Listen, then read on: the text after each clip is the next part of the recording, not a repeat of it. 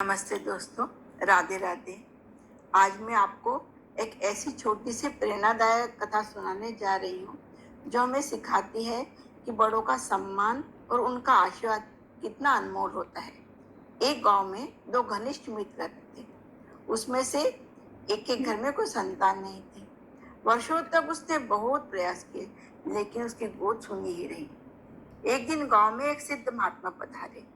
दूसरे मित्र ने कहा, भाई, गांव में पहुंचे हुए संत आए हैं, चलो उनके दर्शन करते हैं। हो सकता है कि उनके आशीर्वाद से तुम्हारी गोद भर जाए। दोनों मित्र महात्मा जी के पास पहुंचे। संतानहीन व्यक्ति ने हाथ जोड़कर विनम्रता से कहा, महाराज, मुझे संतान का सुख चाहिए। महात्मा जी कुछ देर ध्यान में बैठे, फिर बोले, बेटा, तुम्हारे यहाँ पुत्र प्राप्ति होगी, लेकिन उसकी आयु केवल 5 या 6 वर्ष ही होगी। यह सुनकर भी उस व्यक्ति ने विनम्रता से कहा, महाराज, चाहे जितने दिन का सुख मिले, आपके आशीर्वाद से मुझे संतान का सुख तो मिल जाएगा। कृपा करके मुझे आशीर्वाद दीजिए। महात्मा जी ने उसे आशीर्वाद दिया। कुछ समय बाद उसके घर में एक सुंदर पुत्र का जन्म हुआ। पूरे परिवार में खुशियां छा गई। माता पिता ने बच्चों को केवल पढ़ाया लिखाया ही नहीं, बल्कि उसे अच्छे संस्कार भी दिए। वह प्रतिदिन माता पिता, गुरुजनों और गांव के सभी बुजुर्गों के चरण स्पर्श करता, सबसे सुंदर वाणी में बात करता और सभी का सम्मान करता। बदले में हर कोई उसे आशीर्वाद देता। समय बीतता गया। 5 वर्ष बीत गए, फिर 6 वर्ष भी निकल गए, लेकिन बालक स्वस्थ और प्रसन्न था।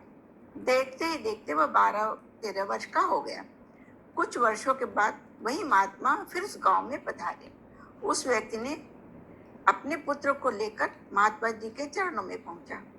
महाराज, आपने जो कहा था कि मेरा पुत्र 5-6 वर्ष ही जीवित रहेगा, लेकिन आपकी कृपा से आज वह 12-13 वर्ष का हो गया।